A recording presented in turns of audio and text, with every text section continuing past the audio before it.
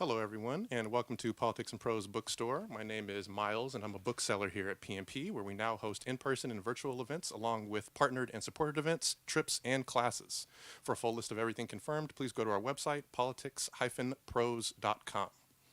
Before we get started today, I'd like to ask you to please silence your cell phones so as not to disrupt the event. And while we've lifted the mask mandate here in the store, you are encouraged to wear a mask throughout the event, and we can provide one for you if you didn't bring one.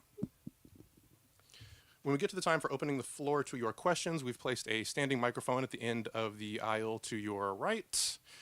Please line up at one of these mics so that everyone can hear your question, as we want that question to be heard in our recording of the event. We're both audio and video recording today's program so that you or anyone you know can soon find it at the Politics and Prose YouTube channel.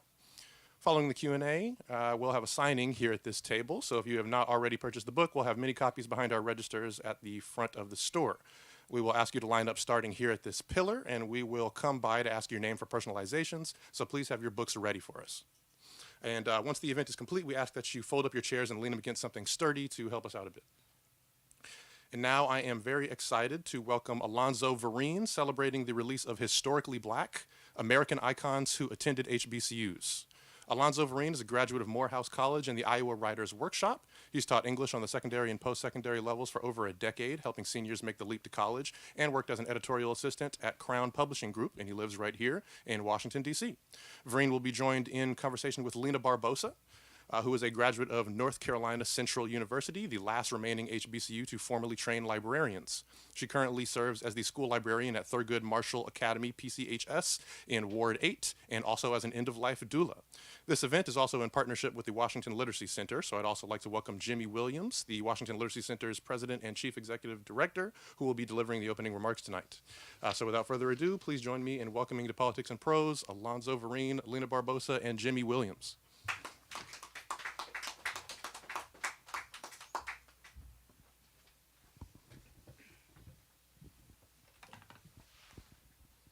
So, real quick introduction. My name is Jimmy Williams. I'm the president and CEO of the Washington Literacy Center. And first of all, I'd like to really congratulate Alonzo. I was back there talking with him on a well-written book that I really like. And one of these books that's so good that I actually had a copy in my office, and someone actually took my copy. And I was like, "Where's my copy?" And what I heard was about that. Yeah, I like the book. So that happens quite a bit. But let me tell you, I myself went to a historically black college university. I'm a graduate of Howard University, and most of the people in my circle are graduates of most of the book schools that you've heard in here. So I think it's what I thought it was a good book. But in addition to that, we tweeted today about the book, and the person that does our tweets asked me, how does this book fit into literary mumble jumble, but something very academic, and how does it help literacy? The fact that someone took my book and read my book and is using my book tells me that this is what the intent of the book is. And that when we see our learners, as we call them, and our learners pick up the book and they're looking at the book, it says it's serving its purpose. Now, what we do at the Washington Literacy Center, we work with people that are at the other end of the literacy spectrum. They're usually below fifth grade reading levels. But what I liked about this book, first of all, the pictures were very attractive. The aspirational that in historical perspective that they place of talking about all of these people that we've heard of and where they landed and who are these people that you might have known. So for me, literacy, what it does, there's a saying that literacy opens up a whole new world, and it opened it up to me when I began to read. But once you begin to read, literacy opens up a whole lot more. So whether you're looking at Zora Neale Hurston, Thurgood Marshall, and some of the other people that he mentions in this book, all of them really speak to the fact and the struggle of black education in America. I was watching something about the black church last night, and you heard a lot of these names about the people in these books and why HBCUs were so important and so relevant. Well, doing what I'm doing, working and teaching people to read, teaching people who are in 2022, 2023, who struggle to read. In the District of Columbia alone, what makes this book and the fact that our learners want to see it is there are 119,000 people living in the District of Columbia right now reading below the first grade. 179,000 people struggling with math below the first grade. And so you look at a book like this and it just tells you how far we've come, but it tells you how far we need to go. So I have to say this, I enjoy the book. I've got my own copy again. And matter of fact, we're going to buy about 20 more copies because once I saw people taking a book off my desk, and when people take books out, that's a real good thing. We give books away. But this is one thing that our instructors will use in their class. So I have to say, Lorenzo and both of you all, I thank you very much. And I'm really glad to meet you all. Congratulations on the book.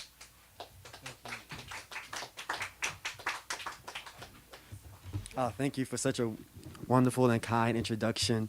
I must say, if I can just pick on you a little bit, I heard you mention Zora and Thurgood Marshall.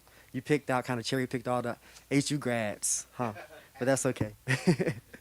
I'm going to read a bit from the introduction, and thank you all for joining me tonight. I recall quite vividly the first time I walked across FAMU's campus.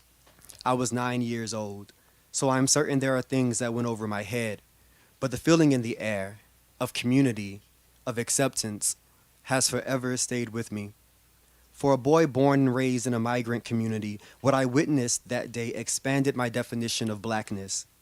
There, before the biology building, stood a semicircle of black men in white lab coats debating their points with such quick, impassioned language that I could not keep up. At the base of an oak tree sat a black woman with a legal pad perched against her arm, the wind tousling her box braids as she studied its yellow pages in deep concentration.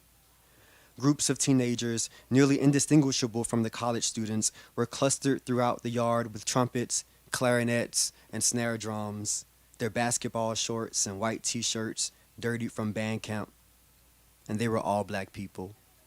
Everywhere I looked, my eyes found black people. My sister took me to her upper-level psychology course. It was my first time inside a college classroom, and I was enamored by everything. The desks were so long, so wide. The chairs swiveled all the way around.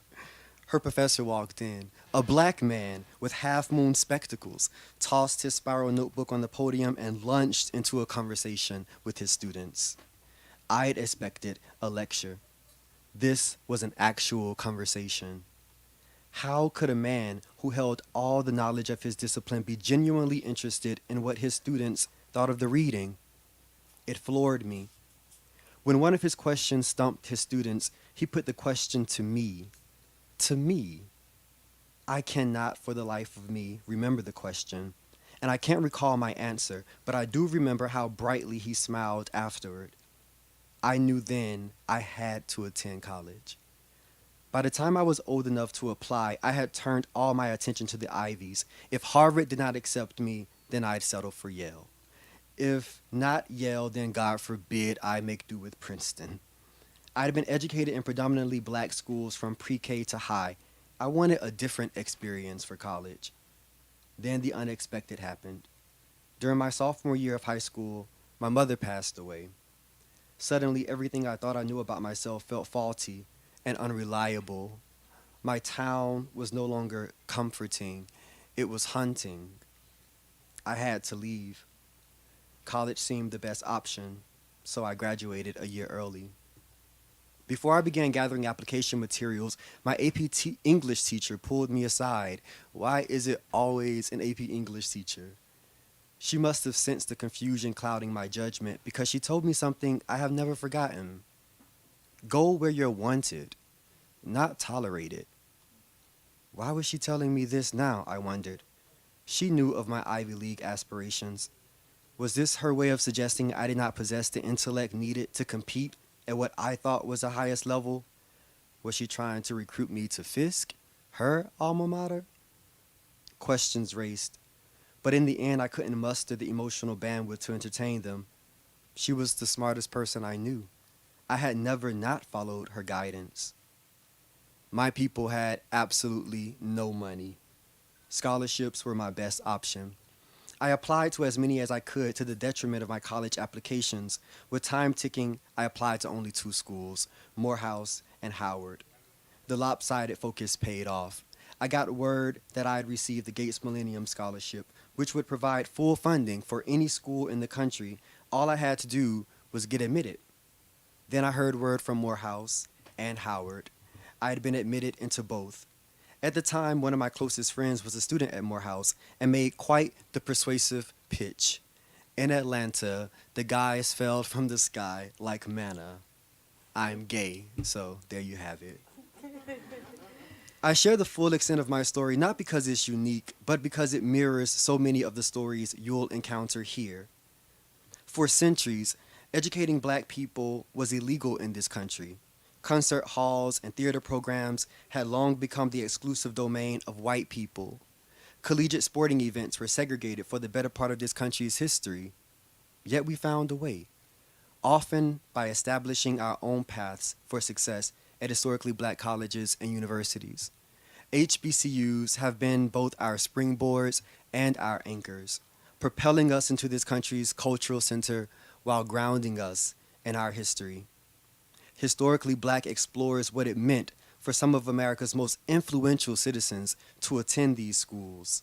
The hope is that this collection not only reflects the range of Black American life, but also the breadth of each HBCU's impact on our nation's history. And for any prospective student out there, I say, make the leap, because at HBCUs, you're wanted. Thank you.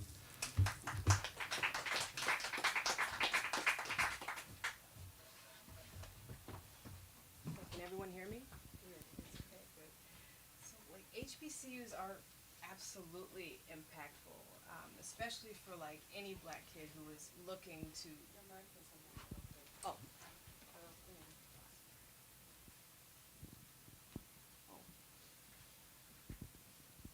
I've got a pretty big voice.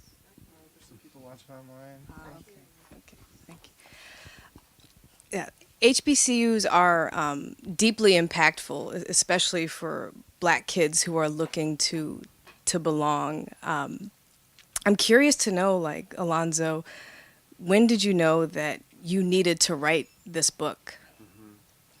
I mean, I must say that this wasn't actually a book that was at the forefront of my mind. It was a book that was introduced to me, the concept of it, while I was living in Nashville, Tennessee, during the pandemic. A friend of mine who's an editor at Hachette Running Press brought the idea down to me, and she only had a title, Historically Black, and a kind of general concept of what the book would encompass. And as soon as I heard it, I kind of just came to life with the idea that that this book meant something and could mean something deeply impactful for myself and for other people. And so I said, you know, give me a few days to think about it. And literally that same night, I couldn't sleep. All of these ideas started, you know, just kind of circling around my head, and I woke up the next morning and had a full-fledged outline ready for her. Like, I think there should be section breaks. I think that these are the people that we should include potentially, and it was such an organic experience and such a magnetic experience for me that I thought it wasn't something that I could easily pass up. Ada, who is the editor, brought the idea to me because while we were studying in grad school together, she always remarked upon how often I talked about my time at Morehouse and how much I loved my experience at Morehouse. It was a particularly joyful and poignant and essential experience for me being at an HBCU. And wherever I go, I carry that experience with me. And so having the opportunity to share that experience with other people, one, but to also explore what that might have meant for other people in this country was something that I didn't want to pass up. And I think the last thing I would share is that there's a scholar and a fiction writer in Atlanta. He works at Clark Atlanta named Daniel Black, who said once that people often forget that some of these influential individuals attended HBCUs, or when they talk about these individuals, when they talk about Toni Morrison and Thurgood Marshall and Oprah Winfrey, they somehow erase the experiences that they had at HBCUs, as if like they did not attend HBCUs and get their grounding there, but they did.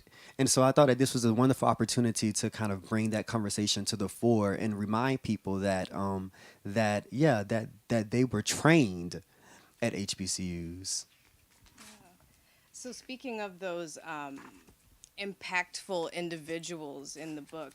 Like each of the categories that you mentioned, there's 5 categories in the book. There's the newly emancipated, the new Negroes, the agitators, et cetera, et cetera. I'm curious for you to discuss. There's definitely a common thread, throughout the book, a thread of defiance, a thread of justice, and that sort of thing. I'm curious to know, like, how do you feel that HBCUs are still speaking to that legacy of defiance? How are they still training up the next generation of agitators and that sort of thing? That's a very interesting question because I was kind of contemplating what to read tonight. And one of the things that I thought I would read, although, I mean, I still may read it, is a section, it's a sidebar called A Brief History of Student Protests on HBCU Campuses. Because there are a lot of protests happening right now. And when you talk about like this spirit of defiance and this spirit of protest, I think that that the history clearly shows that it has always been a part of the HBCU experience. We go there because we seek liberation. We seek liberation of the mind, of the spirit. Like we want to break generational curses, and we believe that we can do that by attending these HBCUs. And so that spirit has been present since the late 1800s. It's always been there. And so to kind of, again, downplay it or snuff it out, if you will, is to whitewash the history. But I think that as we have seen recently at Howard and in other schools across the country, that spirit is very much so alive. In Atlanta, right now, students at Morehouse and Clark and Spelman are coming together to protest Cop City, which Atlanta is trying to create and promote right now. There have been many conversations with the students in the AUC and the mayor of Atlanta, and the conversations have been intense at times, but they're always intense when you get down to the AUC. I mean, there's one mention of it in that sidebar about protest, how Samuel L. Jackson, who attended Morehouse, held the trustees hostage.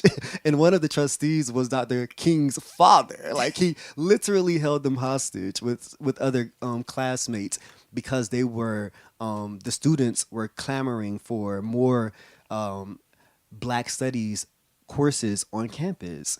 So this spirit of activism is certainly still alive and has always been a dominant thread throughout the HBCU experience. But one other thing that I hoped was highlighted also is joy. There's a lot of joy, a lot of camaraderie and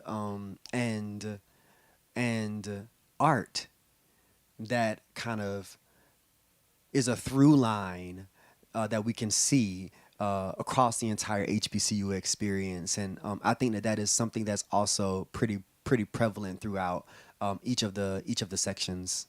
Joy. So what does joy look like for like a Morehouse student? We hear about, Howard and all of that sort of thing, but like let's talk a little bit about Morehouse. What was that? Yeah, I mean, the joy for me was in being able to, the first thing that's coming to mind is identify myself, but you really right, identity or any type of definition comes from its opposite. And so being able to experience a wide variety and like birth of Black men was an opportunity for me to kind of experience myself. So I was able to kind of distinguish who I was by way of distinguishing like who I was not, because the diversity was there. And that's what I'm getting at. Like I found joy at Morehouse in diversity. One of the things that I didn't expect to recognize when I got to Morehouse was that D word. I thought I would just be going to another Black school, but I got there and there were people from the Caribbean, there were people from the continent of Africa, there were Black Brits there, there were poor Black people, there were rich Black people. I didn't know what Jack and Jill was when I got to Morehouse. I'm from the poor country South. Like, I didn't know what that was, but I got there and there were members of Jack and Jill at Morehouse and Spelman, respectively. You had people who were felons at Morehouse, people who were working full time, had kids and families. And so being able to be in conversation with those men who were their full selves, brought their full selves to school and to campus each day, gave me an opportunity to encounter myself and then to love myself. And that is where the joy came in. You know, that is where I was able to really, yeah, find joy and peace and happiness with who I was. It was a wonderful experience. I think one of the things that I love the most about HBCUs, they are like the institutions that give people a second chance. You know, individuals who might not have that 1346 SAT score, or individuals who might not be the best students academically. Why do you think it is that, you know, people who are looking to start over, why do they choose HBCUs? Or maybe that question answers itself a little. No, I think that HBCUs, not that I think, HBCUs were established for people who were not given a chance, right? So it's like it should be embedded in, you know, in the foundation of every HBCU, although, you know, we can, you know, get into the politics of that later as we start to shift more to this capitalistic structure. But inherently, like, the very foundation of the HBCU experience is one that is for individuals who once were prohibited from that type of education, and so it behooves them to still open up their arms to individuals who, again, might feel as though they are prohibited from that type of education, like they've been locked out of the school system, or they felt locked out, and obviously in many cases they were, their entire lives. And so we have, as mentioned earlier, those very low literacy rates because people are pushed out. We have books now called Pushed Out, the criminalization of black women, black girls in schools. When that happens consecutively over a person's entire life, then, you know, they're going to feel as if they're not welcome in certain locations. And if we can open our arms to them and help them feel welcome, then they're more likely to kind of succeed in that environment, which is why we also see a lot of, like I mentioned earlier, individuals who just come out of prison also attending HBCUs. It's a place where it should be a place of respite for you. It should be a home, you know, a homecoming for you. It should feel like all of those things because it was made for people who, not, I can't even say need a second chance, but who weren't given a first chance, right? Yeah. Yeah. So I was checking out some of your reviews on Goodreads, and my personal favorite, it said a Goodreads reviewer described it as both a refresher, like a refresher course, and an eye opener. So how did you find these hidden gems about, you know, individuals who otherwise feel so familiar to us?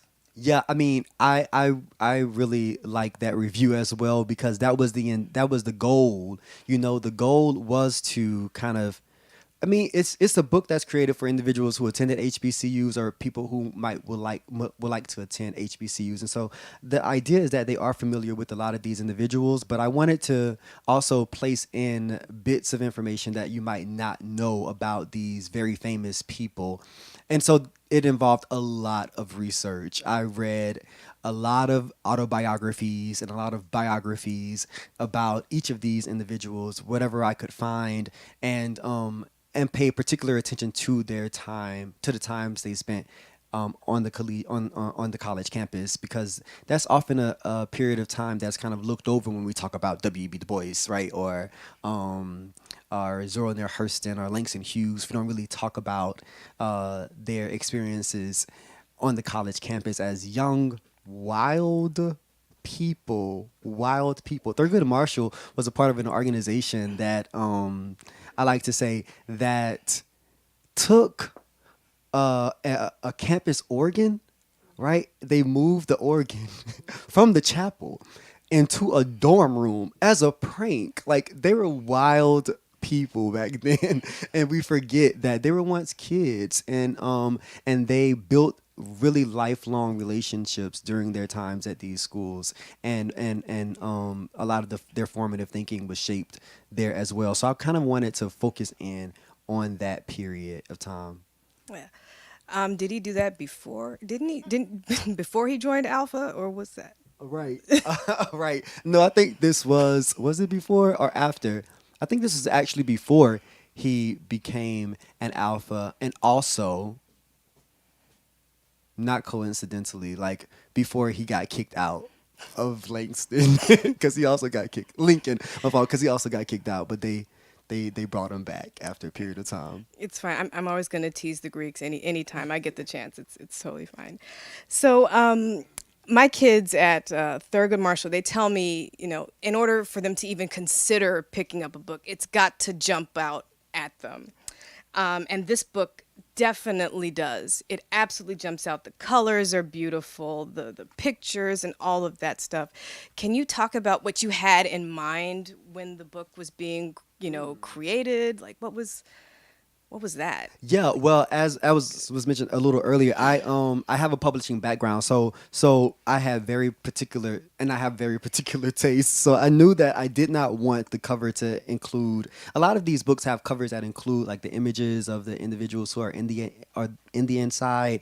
I did not want that. I wanted something that was that would appeal more to adults, and obviously something that would not skew too much towards one HBCU or another, which is very hard because we all have colors and there are over 120 HBCUs out there, and you're trying to figure out a color scheme that doesn't, signal anyone in HBCU in particular. That was pretty difficult. But the artist, Gordon Rowe, is this Canadian black young guy who we stumbled upon, and his work just struck me as soon as I saw it. And so I'm really glad that we were in partnership with him. But a lot of the backgrounds layout work is actually pulled from his sketches. And so although you might not see images on some of the pages, there are some openers that have some really dynamic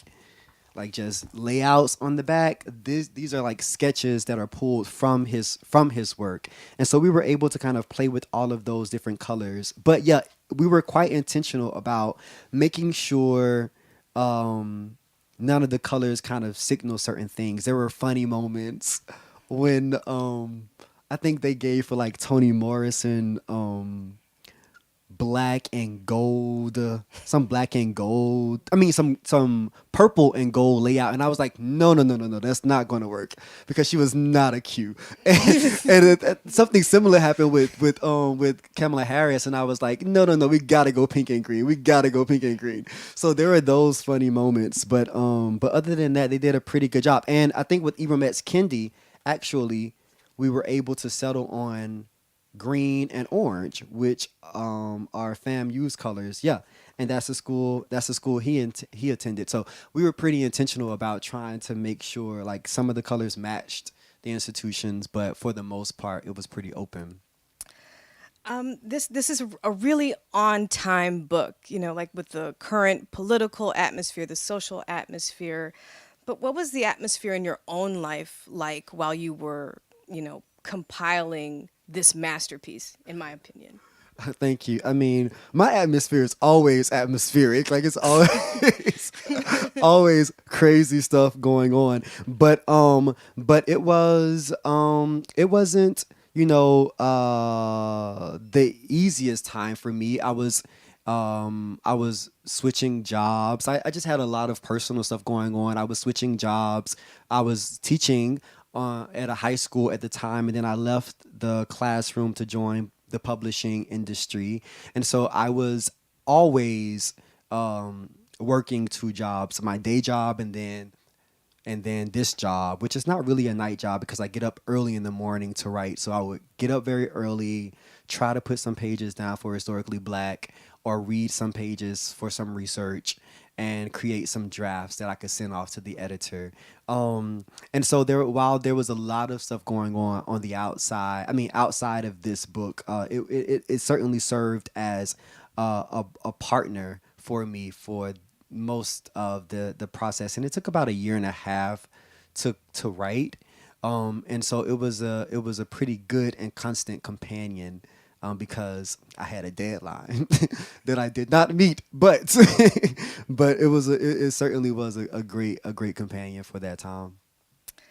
You mentioned that you are a teacher. I really feel like this book was written, while it's written for everyone, clearly, definitely for your students, and for my students, and for any student. I really feel like this book will raise Generation Alpha.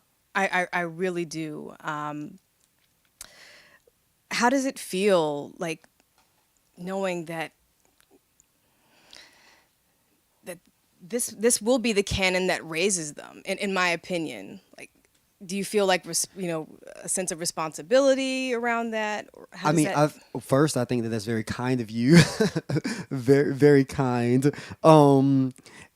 If kids pick this book up, what I want them to take from it is really all the stories that of the ancestors that came before them, and find some inspiration in those stories. One thing I found striking about this book that I really needed to learn at that time, talking about like what was happening in my life and everything, was just how long people worked before they accomplished their goals. How much people did before they struck it big. You look at something like Langston Hughes's bibliography, and oh my goodness, the man wrote so much. I think there are like 60 different pieces of work that this man, and these are 4 books, that this man published.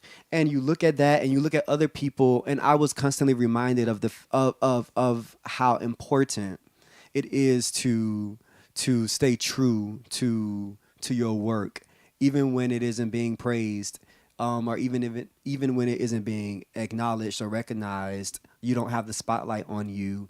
Just stay focused on your work. Of the 3 women who kind of make up what we call the hidden figures now, 2 of them worked as high school math teachers for 20 years before they went to NASA.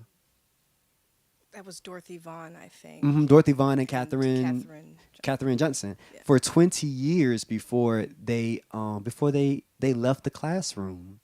That's significant for a person like me who's been in the classroom for 10 years now, right? It shows that that you can still hold true to your dreams. It doesn't happen overnight all the time. And I think that for this generation in particular, where instant gratification is the thing, that's a pretty important lesson, to learn. Absolutely. So imagining 20 years from now, maybe when the next volume of this book comes out, what do you think the name of that 6th category will be? Wow. The metaverse. I don't know. Off the top of my head, it's the metaverse. Yes, the last one is the millennials. We won't have those again for quite a while. It must be the metaverse.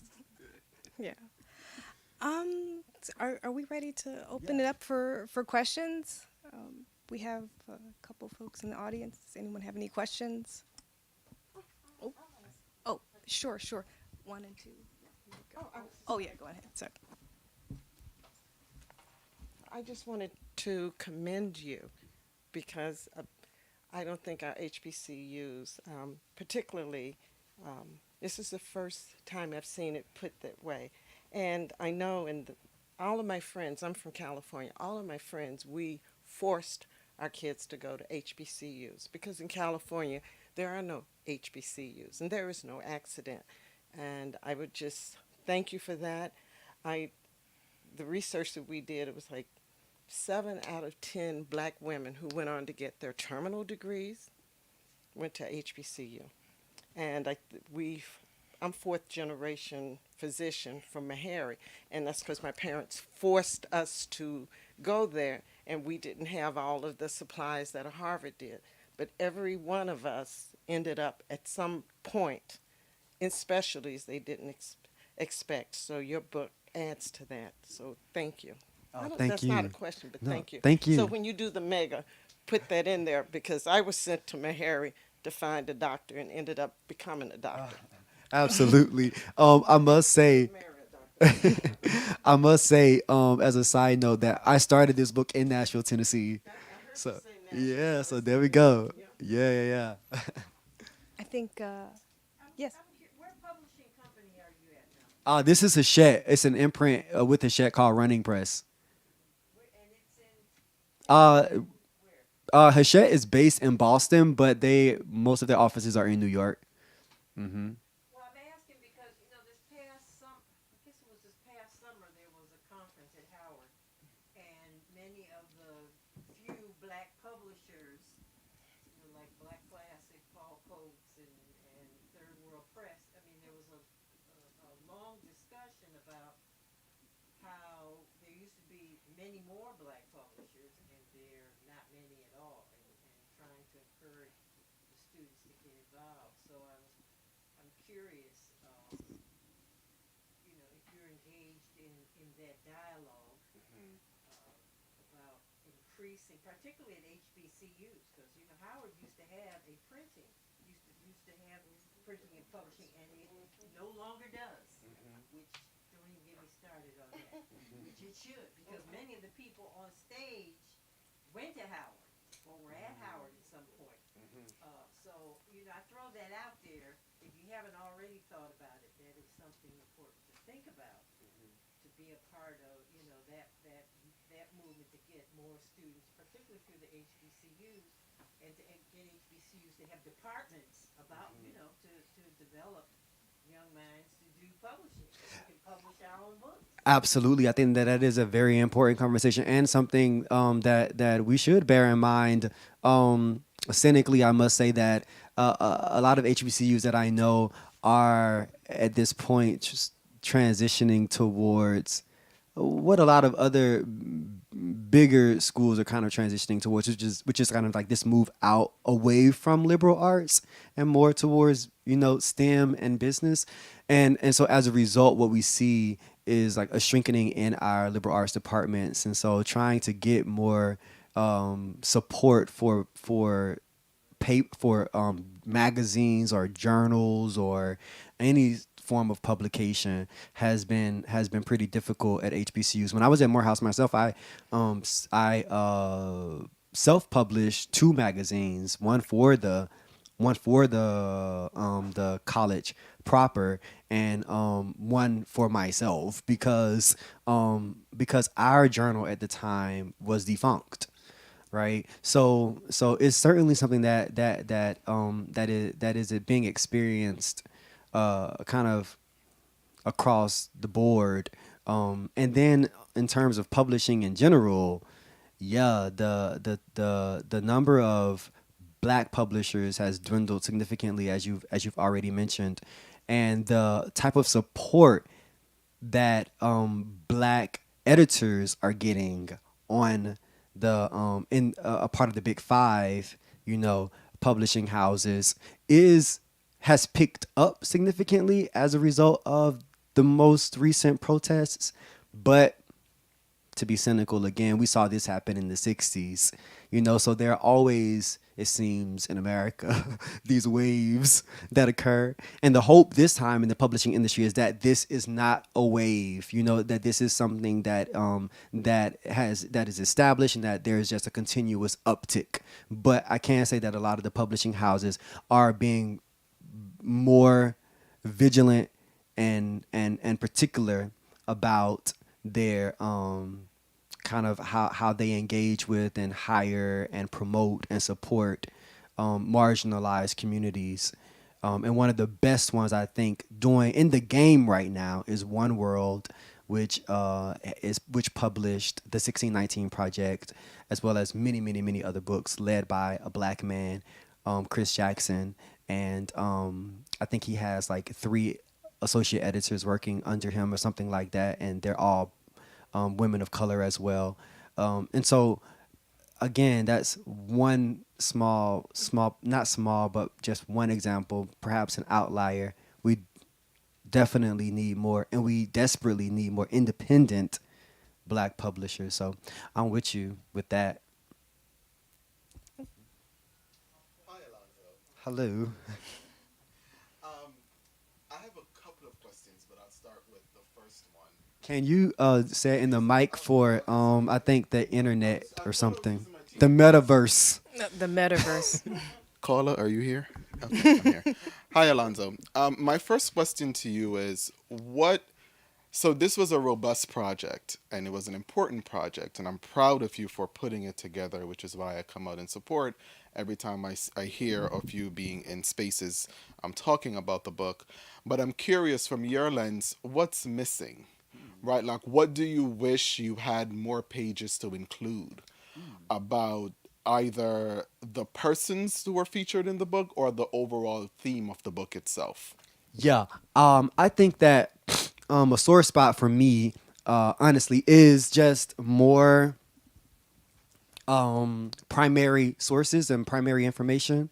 So there was this one amazing example that I was able to find that Katherine Johnson's writing about how to it's titled "An Expression for Placing a Satellite Over a Selected Position." So this is literally the calculation that she wrote down for how to land a satellite on the moon. Like for NASA, it's the actual calculation. And I wish I had more artifacts like that spread throughout the book.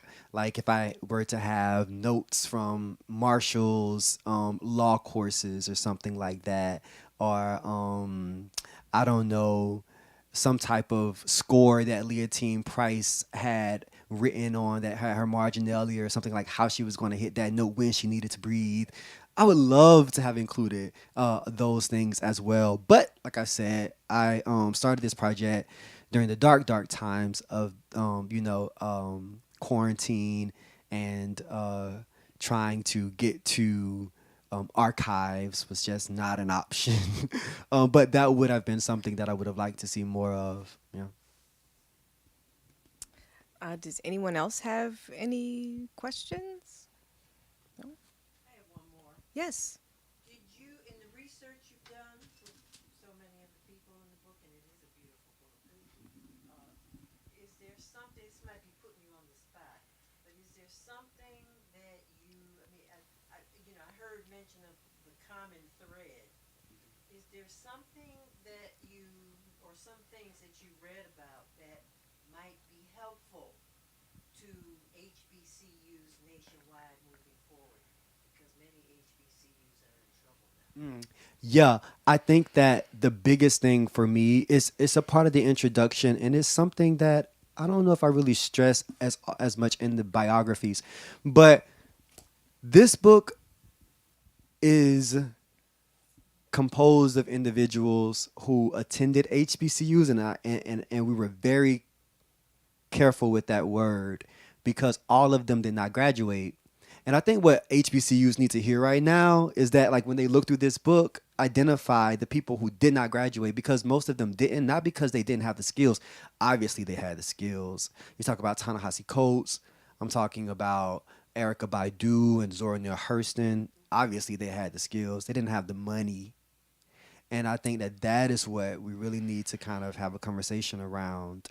How are we really ensuring that the individuals who come to our schools graduate?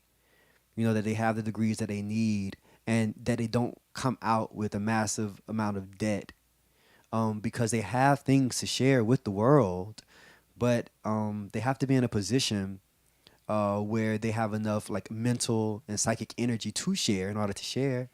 And I think if they could take anything from this book, it would be that many of the individuals who we now consider icons attended their schools and did not finish because of issues that had nothing to do with their academic abilities, and that would be something that we would want to revisit. Yeah. Only comment I would add to that from my research is that, there's the White House initiative that's refunded every 2 years. And so when you adjust for inflationary dollars, the federal government is still funding those 103 private black colleges, HBCUs. with $1965. And so they don't have the ability to endowment build. So yes, you get the Spelmans and the Morehouse because those are the name catchers, but right below Fisk and the others, they're not funded. So I would also say, yeah, that's part of it. The other part of it is that we have to, which is why I'm here for you, put pressure on the federal government to fund those endowments so that we stop hiring cousins and brothers to run the med school and bring people in through alliances and fund them as they, I mean, Stanford's got what, how many billions? And here the federal government is saying, look at the money we're giving to black colleges, and yet you adjust them for inflationary rates, and they're still funding them at $1965. That's a lot. Yeah. So that you know, so who's the victim, and you know what I'm saying? So when you get Erica Badu there, and she comes without funding, the school just doesn't have the money to keep her there. Absolutely, absolutely. Yeah, I think that was. This is my sore point. Yeah, and it's a point fair taken. I think that there's a guy who works at the Atlantic. I might be messing his name. Adam B. Harris, I believe his name though, has a phenomenal book that just came out last year. I believe The State Must Provide. It's probably here in this bookstore, which talks about not that very same thing, but a lot of the similar points in that it just kind of talks about how the government plundered HBCUs for many years, those financial packages and everything. So, but that would be something I think that we would really need to kind of revisit and help. Your book, it's a Oh, thank wonderful you. work. Can we go back to the microphone? All right, hey, it's me again. So, as you know, I'm a school counselor, and part of my work is ensuring that our young folks who are looking at post-secondary options are exploring all aspects of post-secondary options, whether it's the 2 or 4 year collegiate space or the work world or the apprenticeship world, etc. I have one large question that I'm going to chunk into two. You're an English major and an English teacher, so work with me here. This is a paragraph question. The first part to it is I loved what you said about the movement away from liberal arts education. And as someone who sat on the Colleges That Change Lives, which is a consortium of small liberal arts colleges across the country, we see the liberal arts as being severely and subtly under attack. This idea that going to college needs to have a fiduciary outcome automatically is driving folks away from thinking about some of the humanities majors as well as small liberal arts colleges, which we know most HBCUs fall under that umbrella. And so the first part of the question one is, what are your thoughts on that? What would you tell students or family members or persons who are thinking about going off to college, and not just only thinking about the lens of HBCU versus non-HBCU, but really on the lens of I want to go so I can be a lawyer, doctor, engineer, blah, blah, blah, blah, versus I want to go to college for the spirit and the revelry of learning. I'll pause there for my next question. Okay. Oh, you okay right now? Yeah. I mean, yeah, I think that I would encourage any person who's trying to make that decision to be of service to be of service to the world in some way. And the only way I think that you can really be of service to the world in a meaningful way is if you are first of service to yourself. And so if you are entering into some type of field that does not feed you spiritually and emotionally and psychologically, then you are going to be entering into a space each day where you are kind of like your gas tank isn't full all the way. You're working at a deficit each morning. And that can be draining, and as a result, you won't be showing up as your full self each day. And so I would encourage them to really like seek out what it is that gives them that joy and that spark, and try to find a way in order to make that work for their lives. On a anecdotal level, I would never forget being in a leadership class at Morehouse, and there was one of my dorm mates in the class with me, and we got into this huge discussion because the leadership professor was trying to encourage us to kind of like talk about what we wanted to do with our lives. And he was like, I want to be a business major because, that's what my parents want me to do. And he said, the professor was like, well, but what do you really want to do? Is that what you want to do? He's like, I want to be a chef. Why don't you be a chef? Because my parents won't let me be a chef. And it was just like this huge existential moment that was occurring in the middle of the class. And you could see the pain and the frustration on this guy's face, because he was really struggling with this at that point in time, at that point in his life. There will be a crossroads that you have to take at some point. And I would just always encourage them to really follow your heart, because it will, revitalize you in those moments where dollars can't. So Thank you for that. And the second part of my question is, so we've seen an uptick in an interest in HBCUs, given where the country has been visually, because it's always been that way. So where it's been more visibly, in the last 2 years, we've seen an uptick. But I worry about the solvency of our Black institutions, and I'm not just referring to HBCUs. I'm referring to, you mentioned Greek organization as I'm a member of Alpha Phi Alpha, and, you're a member of, Oh, you're a not Greek too much. organization too. And so I worry about the solvency and the sustainability of these organizations, because there's a lot of conversations about their relevancy in this globalized, easy access space that we're in right now. And what I mean by that is these organizations sprouted and blossomed during a very dire time in our country, that they were answering a call, and most folks feel like that call is no longer being yelled, or it's not as relevant as it is now. So with this book in mind, which is highlighting, again, what we are experiencing from a historical perspective via the profiles in the book, the question is really around, for you, writing this book and thinking about the future of Black institutions. Where do you see it going? And do you think that, and what can we do to kind of reinvigorate this energy around the sustainability of Black institutions? And again, that word institution is very broad intentionally, because we're seeing a downtick in embracement with NAACP. We're seeing 100 Black men losing members. We're seeing a variety of organizations that were at the forefront of conversations for African Americans and Black folks across the diaspora are no longer the cornerstone or the forefront of those conversations. So where do you hope to see this go, and how can your book and this work help to push that forward?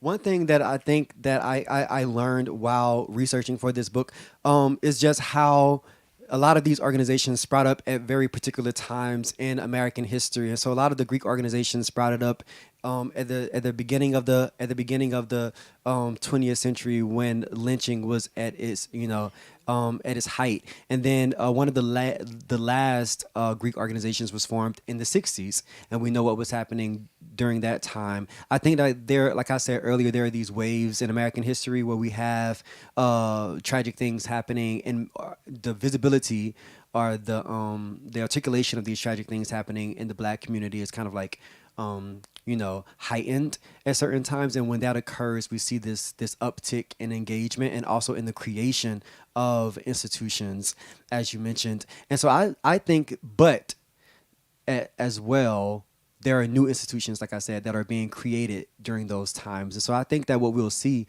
are just like new institutions being created that will cater to a different demographic. The demographic, I used to be in the NAACP. I was a youth NAACP president in high school. Oh yes, but yeah, my engagement in the organization has certainly fallen since those days. I think that every generation will require different things, and when the metaverse comes along, I think that they will create their own thing, and it isn't up to us. It's not our responsibility to like force feed them the paradigms of old. Like they don't have to fit into our mold or our box. And we don't really have to adjust ourselves to accommodate them, which is what a lot of these organizations are trying to do. We just have to give them the mic. I think that's what Ella Baker said when SNCC came around. You guys can talk. We'll listen. If you need help, we will help you. But this isn't our show. You don't have to be SELC. You don't got to be the Southern Leadership Conference. You can just be you. You can just be SNCC. And I think that if we give the young people, the freedom and the autonomy to lead the way they want to lead, we will see a more robust engagement in activism. But I mean, that in and of itself is already happening. I mean, the Black Lives Matter movement was started by young Black people, so we see that these things are still occurring. They're just not. They just don't wear the same guise as the ones of old, and I think that that's okay.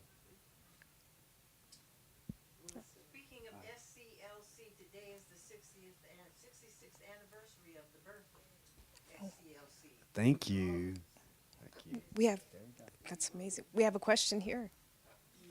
Yes, you briefly identified and described the artists. I love the portraitures and the artwork in there. But is he a product of the HBCUs? And I ask that because these institutions have wonderful art programs and have graduated many great artists. Yeah, absolutely. It was our intention to try to find somebody who was an HBCU grad. Gordon Rowe is not, like I mentioned earlier, he's from Canada. He currently lives there now, so he didn't attend an HBCU. But we did reach out to quite a few people, and this was the person that we were able to build a relationship with. But I mean, that would have been nice. And then the other question is that I haven't read the book, so I don't know all the icons that you have identified, but there's another type of icon. We talked about the Greek organizations, the Black Greek organizations as an icon, if you will, but many of the HBCUs produce the swim teams, the only Black swim teams in collegiate competitions, or I understand the only Black gymnastic teams. Fisk, I think that was. So there's these other sorts of icons that aren't just one individual, but this organization that the HBCUs have achieved and promoted and produced. Oh, most definitely. And so some of the sidebars include those. There's a sidebar on collegiate sports at HBCUs because that is very important. There's a sidebar on choral ensembles. I was a member of the Morehouse College Glee Club, and we know about Fisk, Jubilee Singers. That was hugely important and still is hugely important in the African American, like in the HBCU experience. Marching bands. Right, like hugely important. So definitely a wide variety of sidebars are included that kind of try to capture the HBCU experience outside of the individuals who attended. Just what does it feel like to attend an HBCU, and what does that history kind of look like on campus? And the last thing I'll say is just I found it really fascinating how a lot of these traditions span across HBCUs. It's not just like something that was happening at one school or on one campus in Georgia. It was also happening up here in DC and in North Carolina and other places. So I found that pretty fascinating. The kids are going to be all right, especially if your book has anything to do with it. Thank you so much, Alonzo, for writing this book. It's on time. It's needed. Thank you for coming out and spending this time with us. Do we have a few minutes to maybe do some book signing? Do we have some time for that? Thank you, Lena. Yeah, of course. Thank you all so much